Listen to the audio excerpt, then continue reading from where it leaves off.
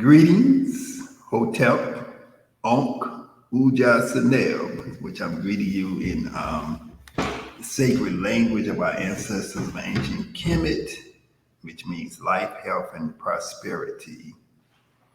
Today, I have the special honor of having a young lady here who comes all the way from a place that people call New Zealand, but which is properly called, I'll let you say it. I don't want to mess it up. Aotearoa. Aotearoa. That's it. Okay. Which is, like I said, they call it New Zealand. And so this is Ninakaye. And say your last name. My last name is Taanetinorau. Taanetinorau. Taanetinorau. Mm-hmm. Now, I've known her for some years, and I still can't say words because I was raised in Chicago, and, we never learned how to talk, how to say words other than Ebonics. So anyway, how are you? I'm feeling really well, having just done your yoga session. And just feeling quite blessed to be here in Chicago and be able to share space and time and energy with you, Pa. I could say I'm really well. Thank you. Okay, thank you. Yeah. Well, we're here at YogaSkills Studio in Bronzeville within Chicago, and Ninakaye, she came here on a tour, and she is many things. I'll let her explain to you all the different things that she does, but she carries out many roles in her life, including mother and grandmother. Yeah. And she is an activist in her community, the people of Aotearoa are called Maori people. Mm-hmm. And so this is the people this is the group that she belongs to. And so we're going to talk about Kemetic yoga in Aotearoa. Mm-hmm. And we're going to also talk about other aspects of Kemetic yoga. We're going to talk about the history and the culture and the social and political situation on the island of New Zealand. New Zealand is very far away. So if you look at a map and you look up New Zealand, you're going to see this almost to Antarctica. That's the South Pole. So that's a long way. So it's we're in Chicago, so it's about a 17-hour difference in time. So it's Saturday afternoon here in Chicago, so it's damn near Monday, in the place that's called New Zealand, So first of all, I'm going to ask you, why are you here traveling to Chicago and to the United States in general? Yeah, okay. So I was given the opportunity to go to a conference in Canada, in Vancouver, a couple of weeks back, and it's called Healing Our Spirits. It's an Indigenous well-being or healing conference. So a group of us, 6 of us from the organisation I work part-time at, came over, and it was funded. And I thought, while I'm over this side of the planet, I would like to spend some time with some special people, and top of the list is yourself. Oh, sorry, I'm knocking the table. That's why I'm here, is just to really try and have quality time, and sort of learn a bit more about each other, and particularly for me around, Black culture, Black history in America. There's always been something I felt is important for me to try and learn and understand back home we don't know much about it except for, you know, we had television. We grew up with television, and we had like 2 channels, and often you would have solid gold hits, and you see black people dancing and singing, and you're like, wow. Or you know, there might be a film on TV, a black and white film, and there might be some black people on it. So we kind of would just pick up little pieces through that lens, which obviously is not a great indicator of the history or of what was currently going on either. So, you know, you have to go somewhere in order to really try and understand somewhere. So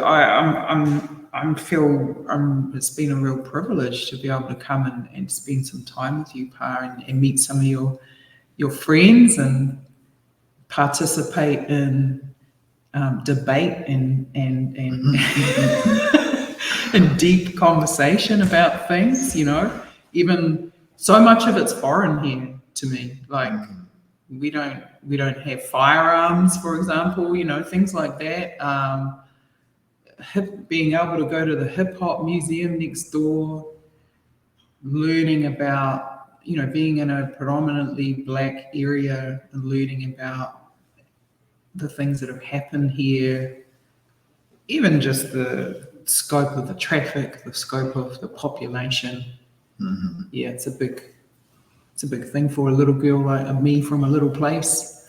Now, you come from an island, and the island is like in 2 parts, right? 2 islands, so yeah. It's North Island and the South Island. And you're a native, your people, the Maori people, are the indigenous original people of this particular land. And it's my understanding that you are part of a greater group of people various populations of people who inhabit various islands in the Pacific. And, you know, I don't want to use, as we was talking about before, you know, we have all of these words like Melanesian, Polynesian, so on and so forth, that white people or white ethnographers, whatever they're called, people who have made up these designations to put people into different categories. I don't want to use those, but you know, you have Hawaii, you have Fiji, you have so on and so. You have all of these different islands and all these different places within the Pacific region, and they're all inhabited by people who are you know, non-European, basically, and they may have various ethnic characteristics and various, you know, languages and differences in culture. Just like when you go to Africa, and you can see a whole wide variety of phenotypes and heights and sizes and complexions from South Africa all the way up to the north, into Kemetic and, you know, West Africa, East Africa. You know, you see so many varieties of people, but we know that all those people are the same. So would you say, you know, the people of the Pacific area, the original indigenous people, would you say that they're all kind of connected, you know?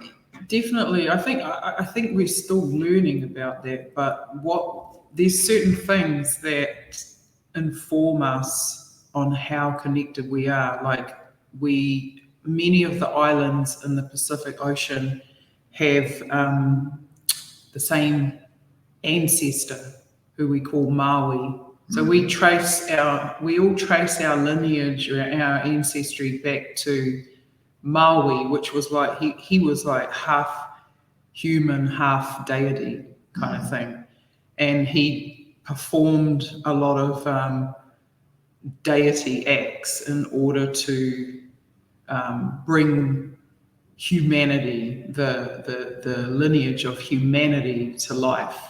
And so we all hail him in different ways. And, and so Maui is an ancestor that Hawaii hails as, being one of their, they often speak about Maui. Tahiti does, Rarotonga does, and I'm not so those ones there we already know we're closely connected to, because we share that genealogical understanding together, and that from Maui comes down all of us. I haven't had those conversations with, say, people of Fiji, people of Samoa, Papua New Guinea, that kind of thing. But I feel like there probably is something like that, but I don't know if they speak of Maui. There is also an ancestor called Kiwa. So we all call ourselves, well, we call the ocean, Pacific Ocean, Te Moana Nui a Kiwa. So it's the great ocean of Kiwa. Kiwa was an ancestor. So there's that connects us all too. And then just in the languages, a lot of similarities. I can go to Hawaii and understand what they're saying, even though they have slightly different, like they don't use the T sound, they use the K instead. They don't use the R sound, they use the L. So they can say something and I can decipher it because of the, using, kind of interpret it through our own sounds, exactly what they're saying. And like even there, we're for mountain over there, Mona, we say Maunga. It's all the same. They say Moana, we say Moana for ocean. So yeah, I mean, there's definitely, I think it's something, it's funny because we're so far away from everyone else. We're quite isolated, and it feels like we're going through a phase where we're really starting to realize how connected we are to the rest of the world and stop seeing it as being just about us. Right. But actually, hang on a second, where did we come from? Where did this vegetable that we rate so highly, we've heard that it came from Peru, that was brought over because we came over on canoes, on ancestral canoes. So we've heard that we brought it over, but if we trace that back, we can trace it to Peru. We can also trace it even further to Africa. So we're starting to get You're talking about the sweet potato. Yeah, which we call kumara. And there's a cliff in Peru, which apparently it comes from, called Pari Nui Te Rā. That's a Maori phrase for the great cliff in the sunshine, Pari Nui Te Rā. And that's what they call that cliff in Peru.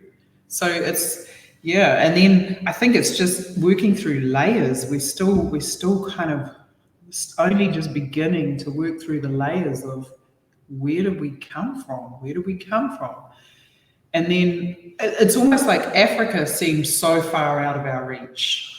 Like we've grown up looking at Black people and African people as being, I believe, as being like godlike, superior. I think that's how we've grown. As an Indigenous person, that's what when I watch Black people on TV, I'm like, they look like this, they dance like this, they speak like this, they sing like this, they play sport like this, and everything's just superior, right? And so we're quite awestruck by that and have always probably felt a bit inferior and quite distanced. But that's that's very interesting because I feel I've been to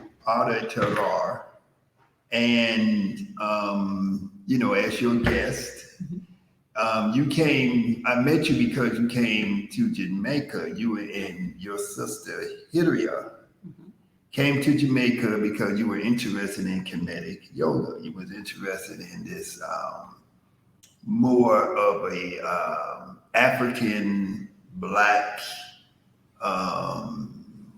indigenous expression, ancient expression of yoga practice. So you traveled all the way to Jamaica from far, far away, to come and participate in that. And that struck me, very strongly. But what I felt was a superiority in terms of your culture, because everyone on the retreat who were, I think that everybody there was of African descent of some sort, almost everybody. And but everybody was interested in your story, because we look at your culture as being more intact than our culture, because but we also look at the fact that you've had a similar experience with the people that we call I don't know which way this thing need to go, but the people who have gone around the planet Earth and invaded and colonized and enslaved folks, and so so learning. So when I went to your land and I met the people of your culture and got introduced to your culture, I was impressed by the fact that you all are struggling and really fighting hard to not only preserve your culture, but also to restore it, because you were invaded by different groups of Europeans, the Portuguese, the Dutch, and the British. And I guess the British were the ones who had the greatest influence there. And now you're in your own land, but you are only 16% of the population. And you speak your language to a degree, but you speak English, to a greater degree. The same as us, so I see a lot of parallels, but I also see the connections, because like my great friend, Dr. Runoko Rashidi, who, he talked about the African presence, the global African presence, so he traveled all over the planet Earth, documenting the connection of different desperate people around the world back to Africa, and how we were all from the same source, even though we may have different complexions to some degree, which is only a minor, difference. We are still connected in terms of, our stories. When I hear you talk about Maori, I know that there is in certain African languages, in certain African cultures, there is a female deity named Maui. Oh, really? Yeah. And there's so many connections. And, when I heard your creation story about the earth and the sky, one being a male, one being female, and them being together in the beginning, and then them being separated, that is identical to the story of the ancient Kemetic story of Geb and Nut being together, being in copulation, and then Shu coming to separate them. And then in your story, the male is the sky and the female is the earth. But we have someone who comes and separates them as well, Tani. Yeah, right. Because the children are like, we need some light, because they had a number of children in their space. Right. And they wanted light and they wanted to breathe. And so they tried different things and it didn't work. But then Tani, who's the deity of mankind, of birds as well, and the forest space, he was the one who came in, pushed his feet against his father, against their father, and he pushed up into a headstand, and so he separated them apart. So he was in a headstand. He was in a headstand, man. Check it out. Yeah. Yeah. And so some people may say there's slight variations in the story, but the main point of the story is that there was a male, a female, and then another force that separated them, and then the children were released, and then the process of creation began to take place. Right? That's the main part of the story that we have to pay attention to, not which one was male and which one was female and one was shoe and somebody, the main thing are the major features of the story. And that's what I find important and fascinating. Same, because that's like, what you teach us in Kemetic yoga about geometric progression. It's that, it's all of that, isn't it? That when things kind of just one step at a time, it grows and it evolves and it shifts and it develops, and it's the same story. So many, when you look at the what is commonly called mythology, and I wish we could have a better word than that, because these are our stories that explain our origins. These are our stories that explain the origin of the universe, the origin of the earth, the origin of humanity, of human beings, of animals, of plants, of the trees, the mountains, the oceans, the rivers. We have stories that are metaphors that explain very scientifically the origins of everything and the nature and characteristics of everything, but we're using allegory, we're using metaphor to make the points that we're trying to make. And so the people who have invaded us and enslaved us and colonized us, they say, oh, that's mythology, but we have science over here. But our stories, when you analyze our stories are science. Yeah. Absolutely. Yeah. Yeah. So you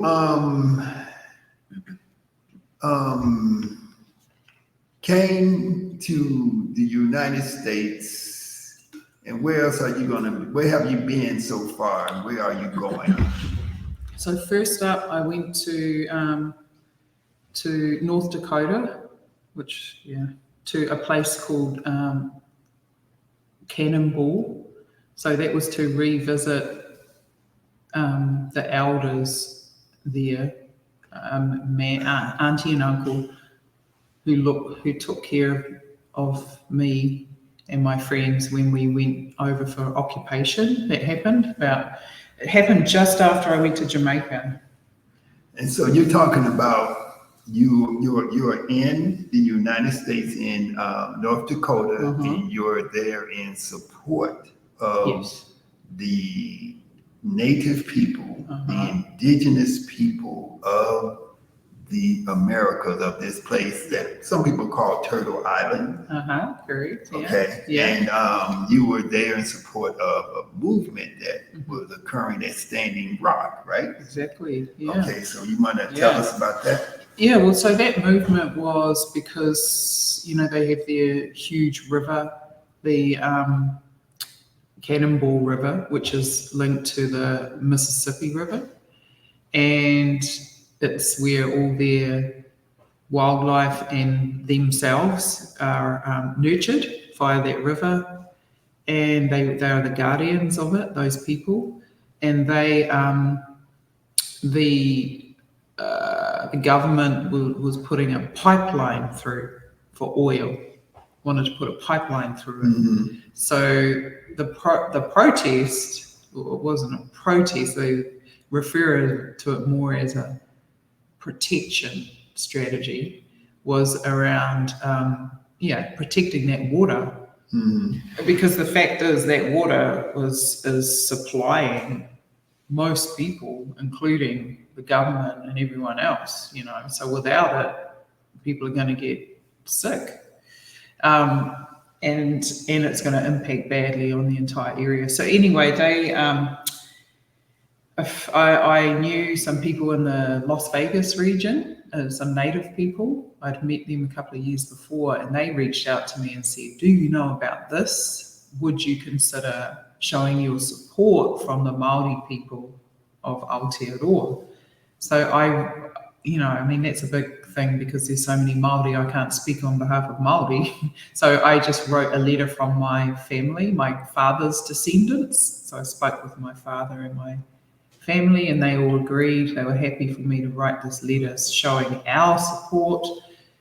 So we did that, and then from there I actually started thinking about how I'd like to go physically, because we have a saying called Te Kanohi Kitea, which means the seen face, and the value of the seen face, of actually coming in physically, being and showing your support, in a physical way, not to, obviously the spiritual ways of equal importance, but if you had the opportunity to physically show up for someone, that's meaningful. So next minute, part of a trip, there were 6 of us. And it ended up being something that Maori, our people, across the whole country, really got behind, because they were like, wow, we want to support some of our people to go over and show that we over here, because obviously we can't all go over, that we support these 6 people, and we're sending a whole lot of things with them. So we were only there for like 9-10 days, but it was a very profound experience that I will never forget. Just like I had gone to Jamaica before, and that was incredible. And then I came home and jumped on the plane and went to Standing Rock. So this trip's about revisiting some of those people from. So in general, do you as a Maori person, a Maori woman, do you feel connection with indigenous people in the Americas and other parts of the world? And what's the basis? I mean, is that something that's common among Maori people, that you feel like you have this connection, or is this something that you have as an individual? Well, I've always had it as an individual. My father, and it's something that I've noticed is developing on a wider scale. The fact that we had this recent conference I went to, Healing Our Spirits, which is an Indigenous conference in Canada, of 3,500 participants, over 300 of them were Maori. That's like a 10%. So I was like, wow, we're starting to really show up. Our people are starting to, and a lot of them had never been anywhere like that, and there was a lot of them were groups of youth and things like that. So it would have been an incredible experience for them. And they probably think they have their own reason for going. But for me, it's always been about, our father was, he loved people, and he loved people of different cultures. He loved to learn about different cultures. He when I say he loved people, he kind of isolated as well, because we come from caves. Our people are cave people. So we do tend to like to just hang out by ourselves in the dark as well. So you might have to explain that, because some people may misinterpret what you mean when you say cave people. Well, some of our ancestors, when we came in on the ancestral canoe, our canoe, particular canoe, was called Tainui Waka. But let me go back a little bit. So just to explain a little bit about how human beings went to Aotearoa. Aotearoa, they went there on boats. And if you look at a map of where this place is at, it is thousands of miles away from it's close to Australia, right? But it is out in the middle of the ocean. Yeah. And so people went there on boats, traveling using the stars to navigate. And I was saying, I believe they also used, because you have these stories about the stingray, right? Yeah. And I've seen I've been in Jamaica where I've seen the stingray jump up out the water, then dive back in, and I'm sure that animal maybe helped to guide y'all then. Yep. So yeah, there's different oral stories handed down through different lineages. But what I've gathered is that we came from a place, we were originally living in a place called Hawaii Nui, Hawaii-roa, Hawaii Pāmāmau. And we often sing about it and we chant it and all this kind of thing. Some say that it was a spiritual home. So it was, it wasn't a physical thing. But I say it was a physical, a lot of us say that, and that it was Hawaii, because it's Hawaii. And and from being in Hawaii a number of times and spending time and hosting Hawaiians back home, I'm of a very strong conviction that that was our original home that we last remember is Hawaii. So whatever happened, went down there. I mean, it's not a huge place, right, in terms of land mass and stuff. So obviously some people are like, okay, we need to get out and find some other land or whatever. So we selected trees, huge big trees, went through ceremony to bring them down and carved what we call waka. Now, when you said you went through ceremony to carve them down, you didn't just go, let's go chop down some trees. No. You have to. Because it's a living, it's a living, the way we see it is we're part of the environment. So it's actually an ancestor. Yeah. So we're we're taking that ancestor, we're not taking it, we're working with that ancestor for them to take shape into a vessel that will carry us to a new land. It's still the ancestor. Yeah, it still retains the name, whatever name we give it. And, we carry the spirit and the energy, the life force of it. So it's still alive, even though we've disconnected it from the earth and the growing. Yeah. And so, all our whakapapa or our genealogy, we go back to Maori, say, but we go back through all our deities are nature.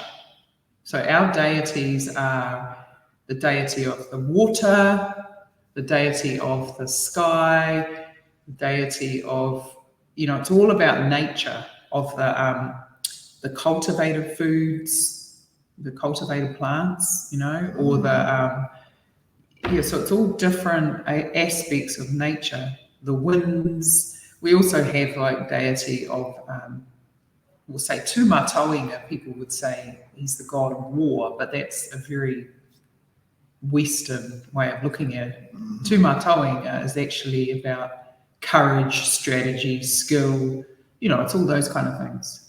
There's so many aspects to it. But anyways, we're kind of digressing. So we go from Hawaii and,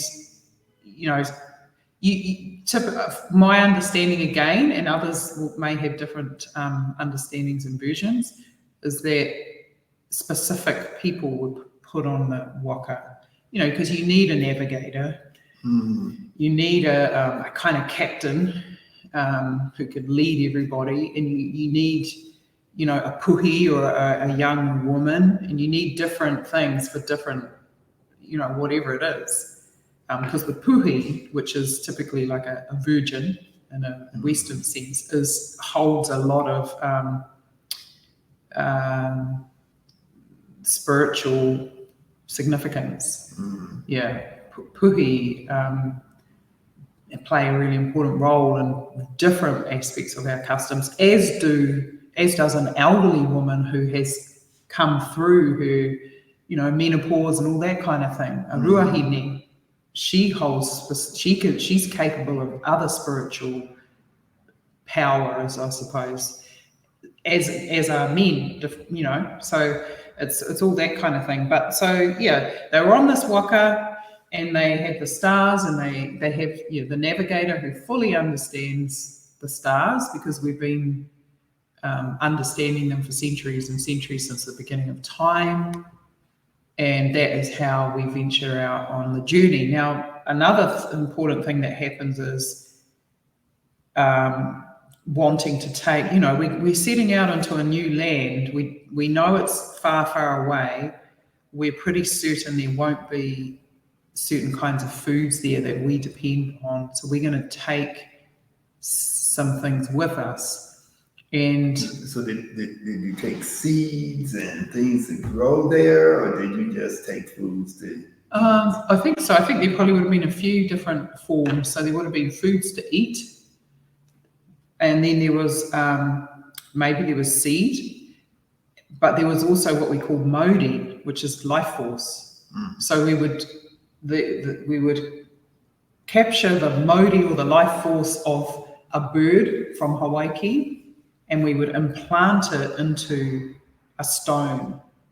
Yeah, and so that would be the maori manu, and that would travel with us. And then there was a fish that we all depend upon, our well-being. So we would, the maori of that, the life force of that fish would get implanted into a stone, and that's the maori ika.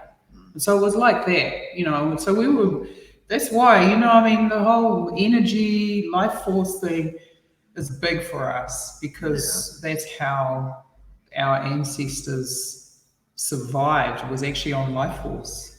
So first of all, the first thought to my mind is that you had to have a tremendous faith in yourself and in the your connection with the unseen world, in order to make such a journey.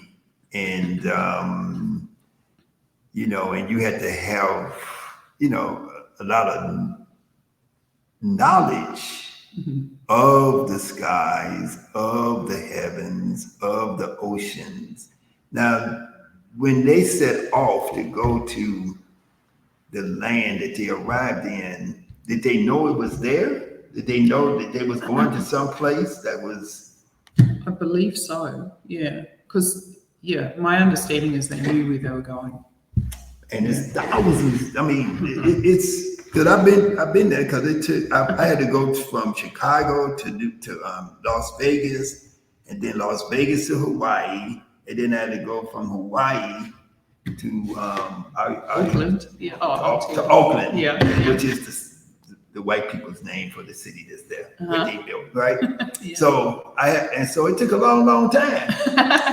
And so I was on an airplane, and so to be on a boat, and to be exposed to the elements, and to have to power the boat with your muscles rowing, and you had to sing certain songs, you had to maintain your rhythm and pray, and you had to have a faith that the person who told you there's a land know what he's talking about. Because you're going in the middle of nowhere. I think though, because it's like the principle of ma'at, which is what I've learned a very small bit about in terms of Kemetic, light living. And so I think we had the same thing. And so there was there was the law of living, of how you live, and that was what we believed in, and that was what we upheld, and that's how we lived our life, was through that kind of law, that tikanga of way of living. So yeah, I guess we would law, yeah. Well, law, is it law or is it lore? I don't know which one it is, but so you're saying LORE? Is that the word you're saying? Or you're saying LOA? Well, it's like a system of living, eh? Okay. Yeah, so that's probably a better word. System, because that's what ma is too, isn't it? It's a worldview. It's a way of viewing the reality of life, the reality of it's a way of viewing the nature of the universe and how things operate and behave within the universe. Yep, and we have a lot of recent stories, even of, even of my grandparents' generation, of examples of living that way, where we live not just in the physical but in the spiritual, of equal significance and equal importance, and how just like what you do physically can have a impact, what you do in the unseen can have an impact. And so it's keeping the balance and keeping the our society and the way we do things in a healthy, true way. And I think our ancestors, from what I can understand, the majority of them were huge examples of that life, of living like that. They believed it, they had faith in it, and they had a deep understanding of what that meant. And so every day was like that. Everything you do, your customs, like how at your house you take shoes off when you walk in, and we do that, know. And it's not just because my feet hurt or anything. It's because we're moving into a space that we respect, and and so there's customs for everything. Now, you could almost say in a traditional society, if you were to walk into someone's house with your shoes on, well, there's a bit of who knows what might happen to you. It's that stuff. It's like, whoa, well, somebody gonna walk to the house with the shoes. Somebody gonna at least get angry at you and admonish you. But there's stories, so many stories of that, of somebody did something that kind of broke the tikanga, the balance, the things that we have in place in our system to protect and keep things safe. And then something happened as a result. There's thousands of stories of it. And so just think, so you traveled all this way, you went to this land and you established yourself there. And then here comes some people from far away with some pale skin and don't know nothing about what you're doing, and what your customs are, what anything is. And they wind up, they're gonna colonize you, they're going to rape you, they're going to force you to give up your culture. Did they force you all to work too, like enslavement? There are stories of that. Yeah, it's nowhere near the scope of what happened here and in other parts to African people, but there are definitely stories of our people being enslaved, and yeah. And so so we're talking about Europeans coming there around from the 1400s into the 15, 16, 1700s. I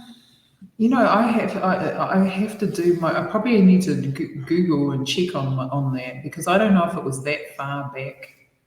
Captain Cook was the main, James Cook, you heard of him? Yeah. Are you all the ones who killed him?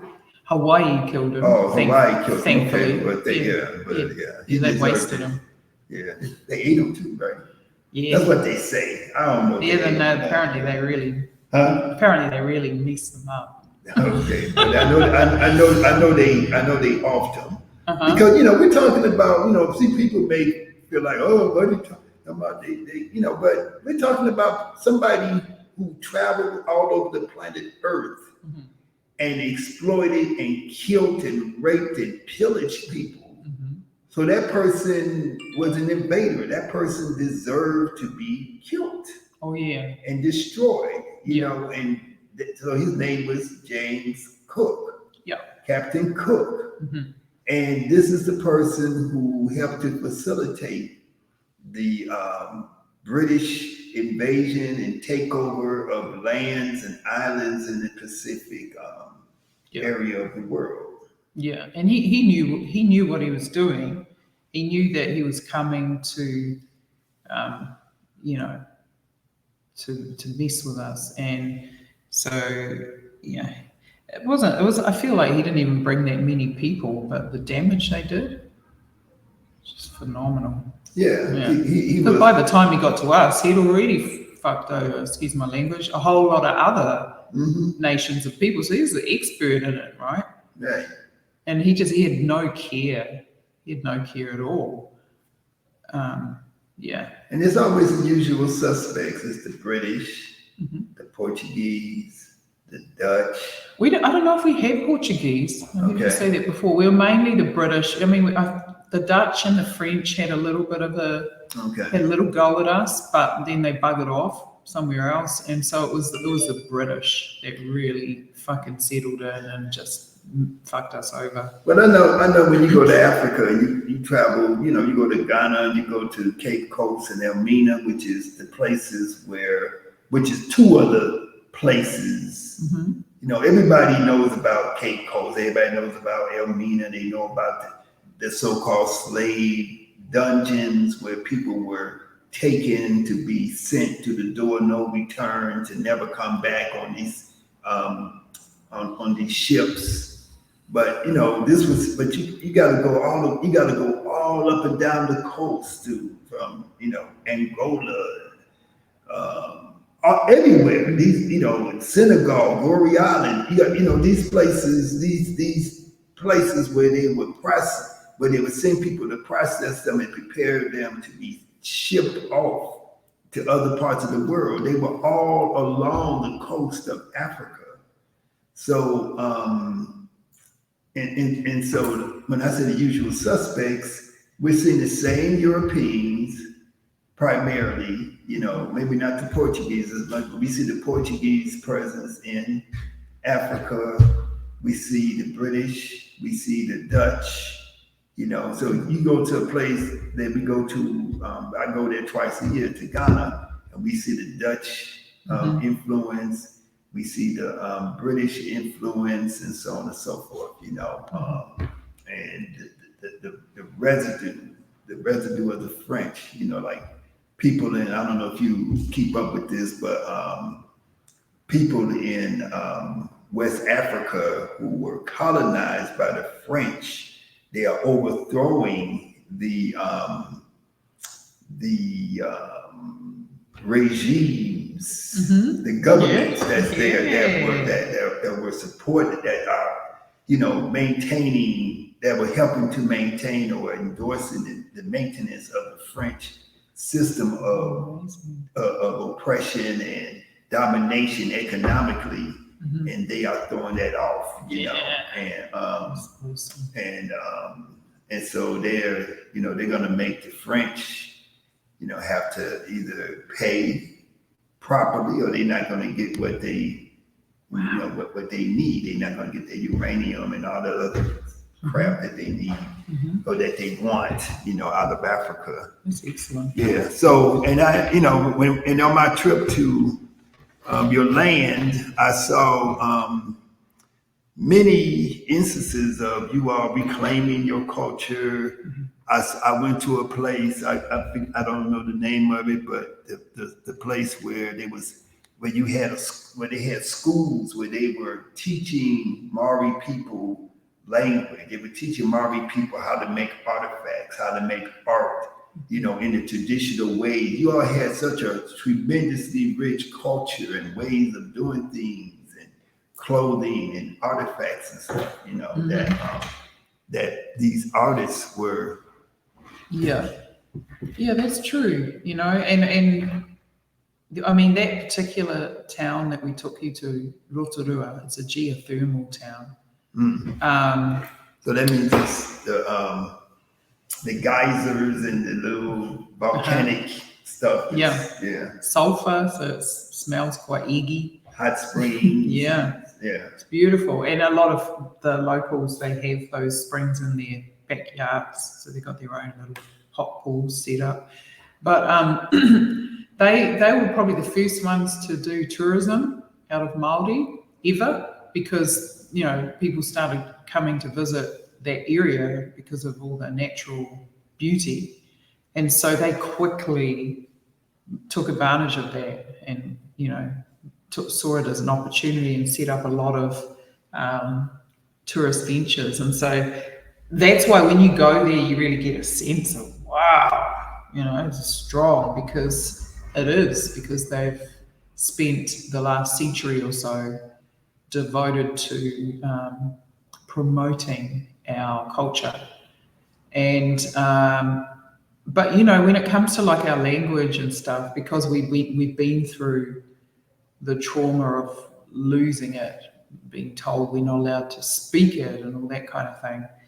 So and then it was kind of like in the 70s that there was a really strong movement called Ngā Tamatoa, which was I think it was around the same time that the Polynesian Panthers might have come after, which was based on Black Panthers. So say that again, Polynesian Panthers, yeah. Now my friend Runoko Rashid, I always preface, Runoko passed away a couple of years ago, and I was with him in Kemetic, and when he passed away, and I know he was involved with people in India who call themselves the Dalit or Panthers, or I think that was the name, who represented the people who were who are the so-called untouchables, the lowest people within the caste system of India, who were the most oppressed, and So we're seeing that around the world, and it shows you the influence of Black people in America, and how how we have influenced movements around the planet Earth, in addition, above and beyond this hip hop stuff, which is good, to a degree, when it's the positive message. I don't want to keep going into that, but one of the aspects of hip hop is a resistance and a cultural alternative to the mainstream.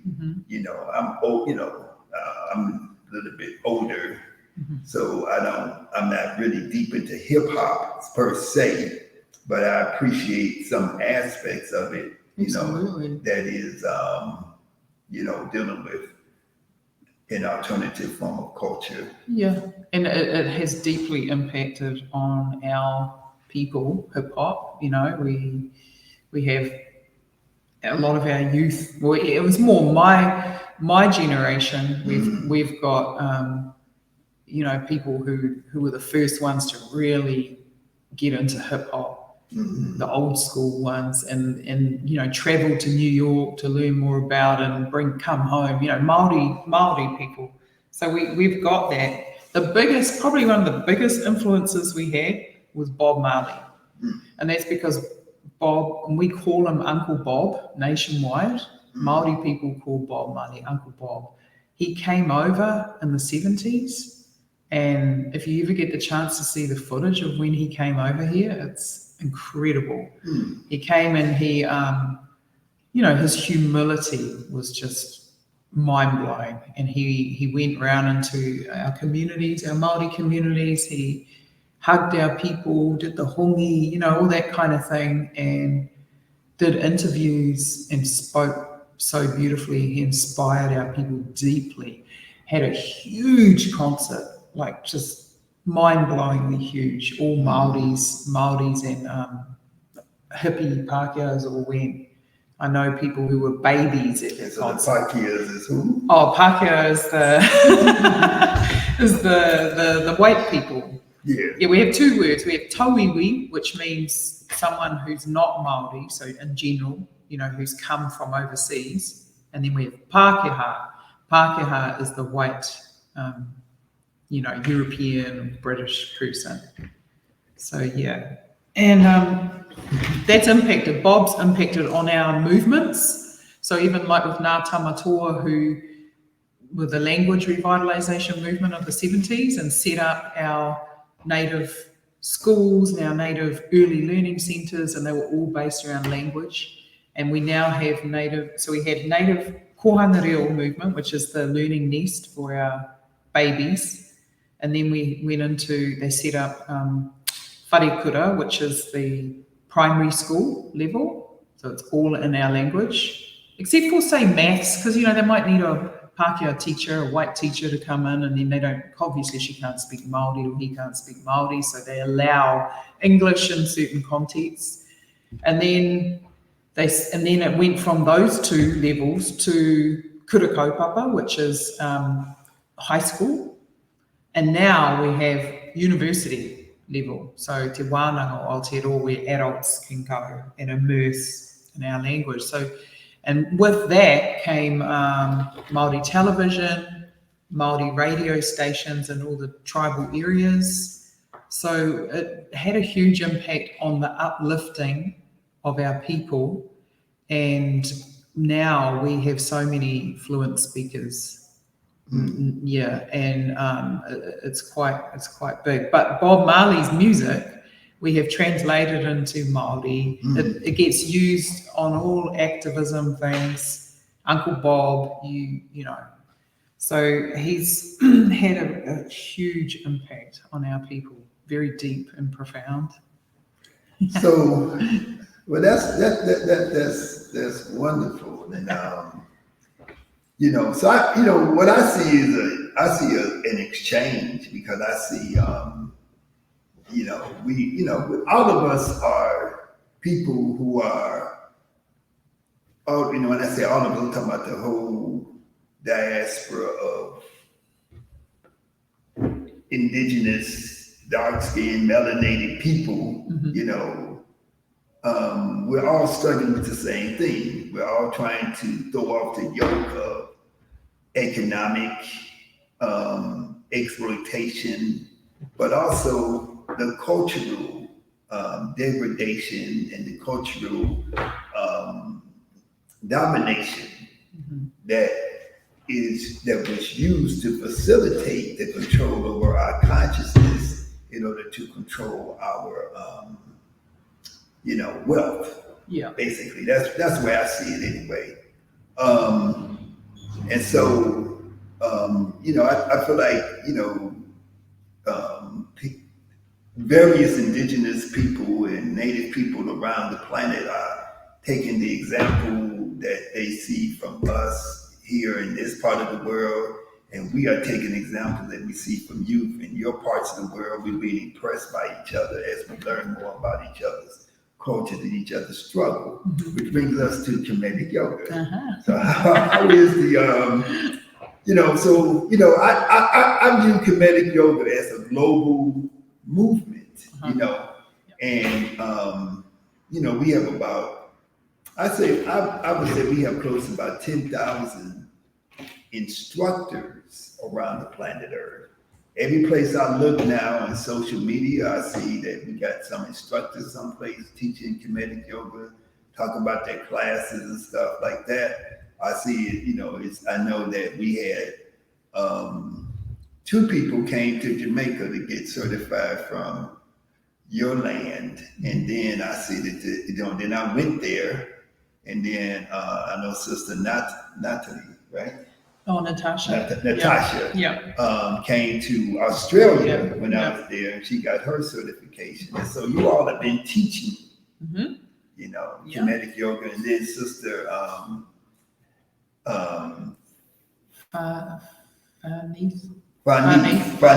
Vanith. So she had, before I even knew that she had a connection with Maori, because she's from Jamaica, right? I think originally because of her mother and father, but she was raised in your country, but then wound up back and forth in Jamaica and stuff like that.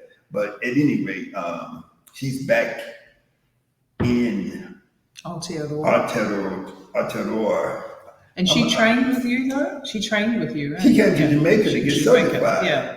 And then I saw her in Canada when I was doing a workshop there. Yeah. So we have a connection there, and in your land. And so how is Kemetic yoga going in amongst the Maori people? When we talked to Natasha, she was maybe that was you. Well, anyway, somebody was that you told me about the all the people that came, and a lot of people came to classes when I was there. Yeah. Yeah. Oh, and that was the thing pre-COVID. It was popular. Yeah. Yeah, and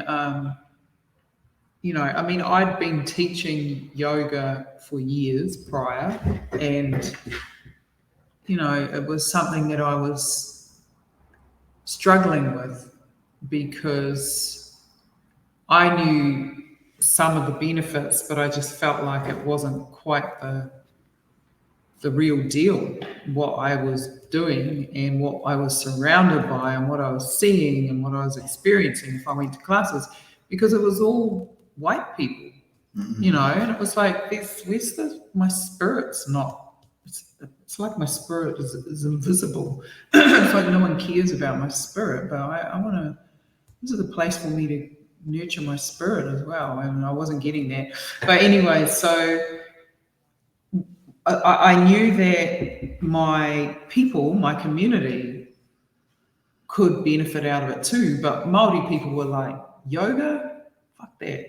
That's for white people who wear active wear and, and you're in the gym and you can do the splits. It was like they didn't see any value in it, and that's because of how it had always been presented back home. So once I found you, because that's what I did, was I ended up researching and going, there must be more to this. Is there like an Indian person I can go, some guru I can go to? And then of course, I found like Bikram and went, oh no, I don't want to go to him. And then, there was all this kind of stuff, or it was white people teaching it. And I was like, are you kidding me? So yeah, then I don't even know how I found you and found Kemetic yoga, but I'm very grateful that I did, and then reached out to you and went, this is it. I'm really excited because, back home we have spiritual practices, but and apparently we have a form of yoga, but no one's really doing it. No one knows it. We still need to kind of reclaim it and research it. I'm ready to go now. I just, the research thing into that is something that can take place over time, but for now, my people need yoga right now, and they need Black or Indigenous. So bringing it back home from Jamaica, I already had some Maori that were starting to come around to it, and I was lucky because I would go into where we had our cultural live-ins for a weekend. Every second weekend we have a cultural live-in from Friday night through to Sunday afternoon, where we all live together in one space. We eat together, we practice together. Perfect place to do stuff like this. So I'd already been doing yoga, generic yoga with them. And over like 3 years, people were finally starting to get into it. The first 2 years was painful. It was all moaning and complaining and, but once I brought Kemetic yoga back, it was like different.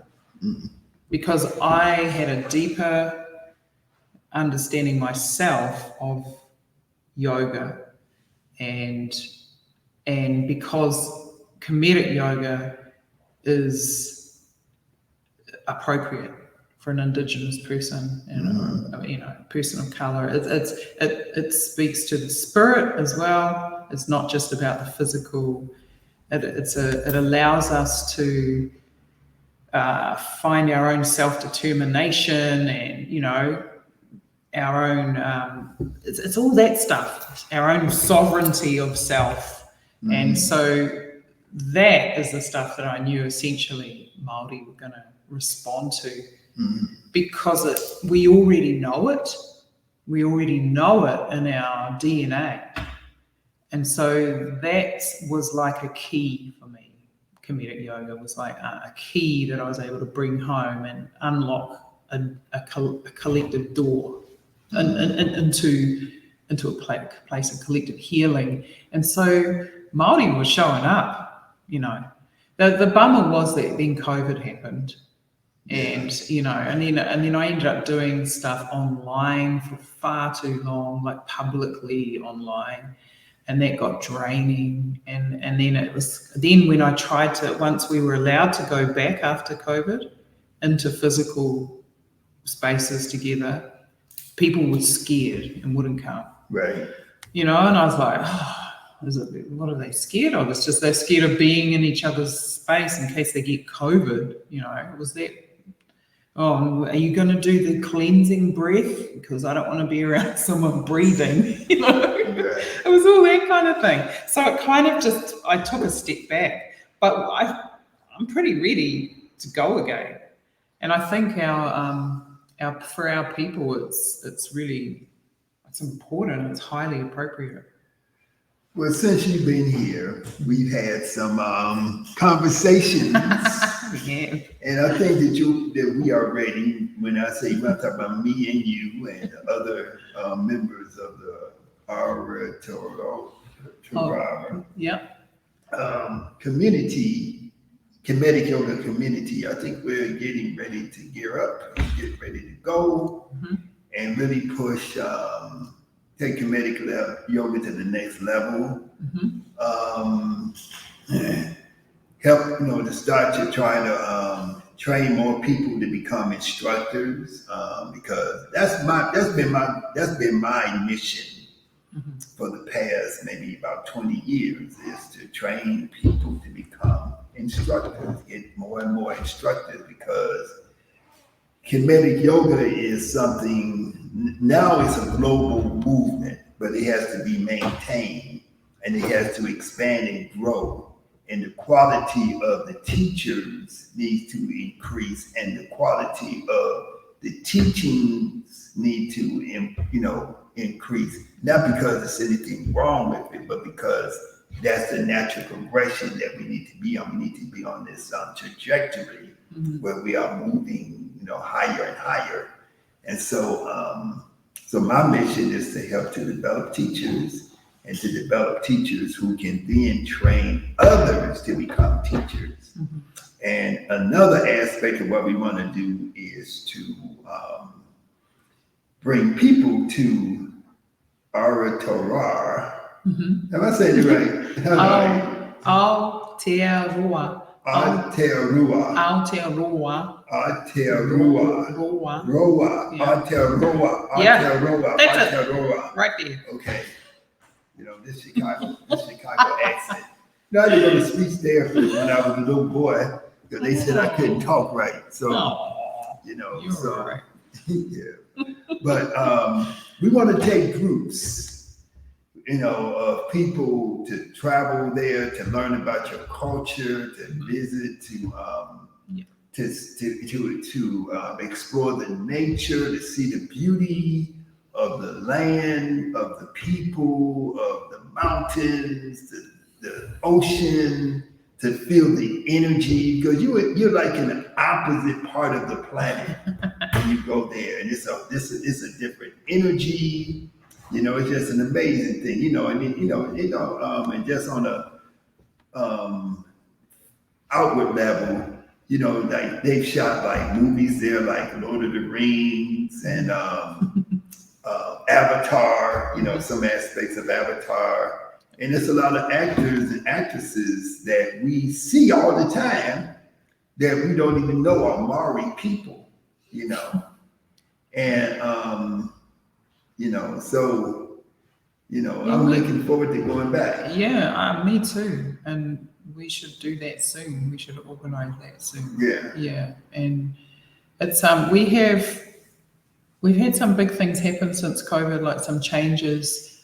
One of them is that we pushed to have our own New Year recognised as a public holiday, because January 1st is not our New Year. Our people are returning to the old ways of following the moon.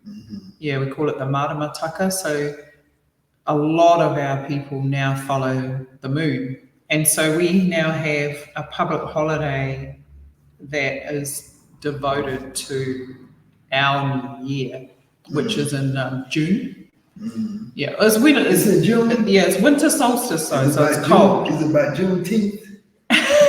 You know what Juneteenth is? Is it your birthday? No. Oh. No, I don't know. My birthday, October 17th. Okay. Juneteenth is... It's soon. It has nothing to do with the moon and all this stuff, but Juneteenth is simply when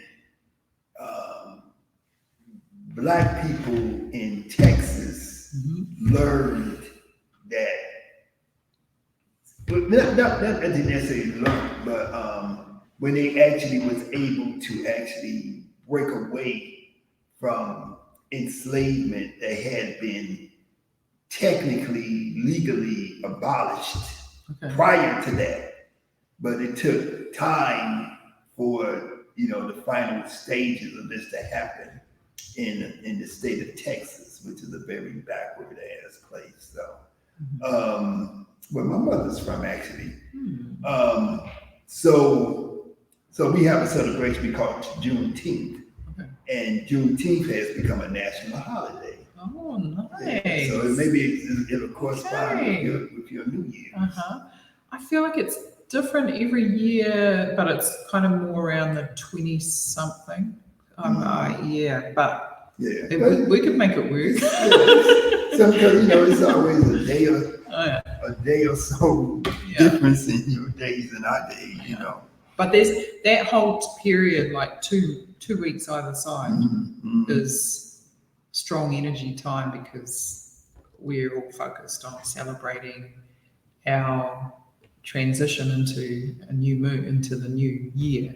And so it's a time of letting go of everything that's happened in the last year, and shifting into that new time. So there's a lot of events and cultural, incredible ceremony and all sorts of things happening.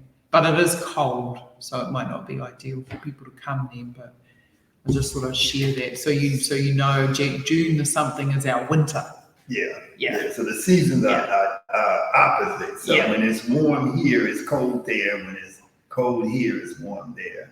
So I guess we have to go in the cold months in the winter, and during our winter time. Like November, December, January, December, that's summer. November, December, January, February kind of thing. Yeah. So we're talking about the winter of 2020.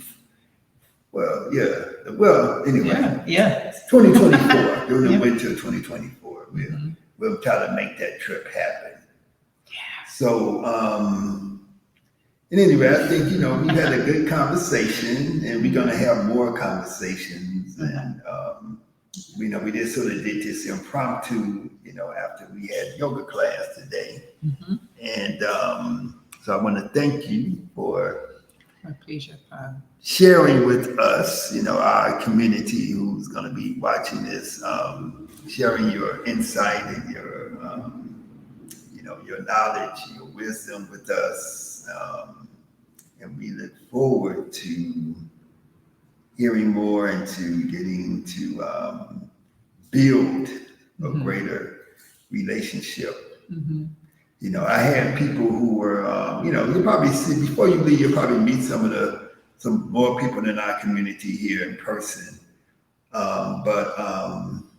It's people who want, who've been interested in talking to you to learn more about, your culture. So this is going to act as a vehicle to do that. That's great. And, I think that we have so much to learn from you all as well. Like, even last night I was reminded that I think this way, but actually you know, that whole conversation we were having in the car for about an hour, you know, it's like, actually, yeah, sometimes you just got to flip what you think, you know, what I think the way something is, and be really open to what each other's experiences and each other's realities and the wisdom and knowledge that you hold from your unique position in this world as Black, you know, African people in America trying to live and survive in America. You know, that's a very unique reality, because for us at home, you know, we're on our land, we're on our, you know, we can say, this is my mountain, I'm the guardian of this mountain, I'm the guardian of this river, this is my great grandmother, this, you know, trace our lineage, but we take that for granted, you know. And so I just want to acknowledge you, Pa, because you always keep it real, you know, keep it real. Sometimes it's like a whoa kind of real, but it's something that's needed, you know. We need to wake up. We all need to wake up and have a better understanding of what some of the shit that we're up against in the world actually is, right? Yeah, we ain't got no time to be messing around and being, you know, I mean, we should be loving and nice to each other, but we don't have time just to be spending all our time just, you know, we got to, you know, talk to each other. We got to be frank. We got to be honest, and we got to say it like it is, you know, and without, you know, feelings of whatever, because, you know, you don't want to insult people. You don't want to. It's like, you know, just like with the way you were explaining to me, we can't just start bringing a whole bunch of people to Aotearoa and then, you know, just ship them over there and let them go on tours and stuff. You know, it's protocols and the ways, you know, this is your land. It's like bringing somebody to your house and they say, yeah, go back there to the living room and go to the bathroom, take a minute. You know, this is what you want to do. Yeah. You know, you know, so, you know, trampling over the land and, you know, doing stuff. So, so when we do things, we're gonna be learning the protocols. When I was there, you know, we did yoga for several days in a community house, which is called what? What is a marae. A marae. Marae is an overall complex which consists of an ancestral house, which is a whare nui, which is where we were. Then you've got the whare kai, which is the food area, whare horoi where we wash, urupa, which is the cemetery. And then you've got an entrance way, because not just anyone can walk in, you've got to be welcomed in through the gateway. And so every complex is the same template. Right. So we were at a marae, Pukanui marae in Waikato, and we were in spent our time in one of our whare tūpuna, which is an ancestral house, a house that represents the body of a specific ancestor. And that's where Pa did his teachings. It was beautiful. Like, honestly, I think our people who attended that, it was so special for them, because that for us is our institution, you know, of values, history, genealogy, life force. It contains all of that in there.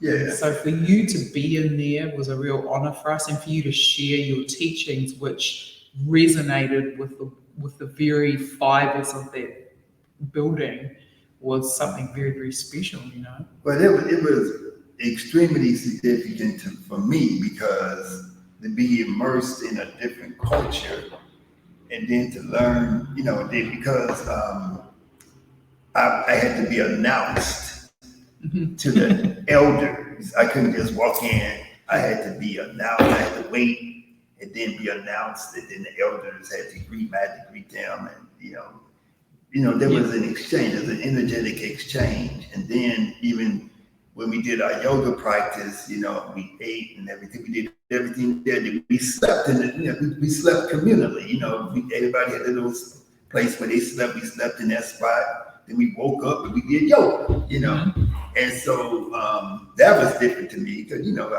I'm usually like, okay, where my room at? I want my room. I want some Wi-Fi. You know, I want to get on the thing. You know, but we can provide all of that if needed. but living that, you know, living in that traditional way and experiencing that is very important, and it's humbling, and it makes you view yourself as part of something bigger. And that it's not about your ego. You have to sublimate your ego. And that's what yoga is about. You know, yoga is about, how do I humble myself? How do I make myself bigger by making myself smaller? Because I make myself bigger because now I'm part of something huge, humongous, you know, and, you know, but because I'm withdrawing myself from this ego image of myself, and then I'm connecting with something that's bigger than me, you know, and I'm, you know, so at any rate, that's the way that it is. That's how it is. Yeah. Tell it how it is, Pa. So I appreciate you, and I look forward to more conversations, and we're gonna go, you know, she's still in the last days of her visit to Chicago. Where you going from here? New York? Seattle. Seattle. Yeah. And what you gonna do in Seattle?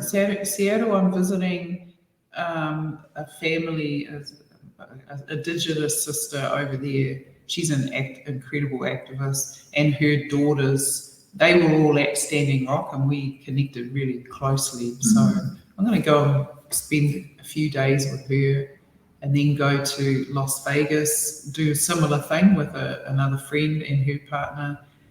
And then New York, they have World Indigenous Peoples Day in New York, which is a 3-day event that I'm speaking at.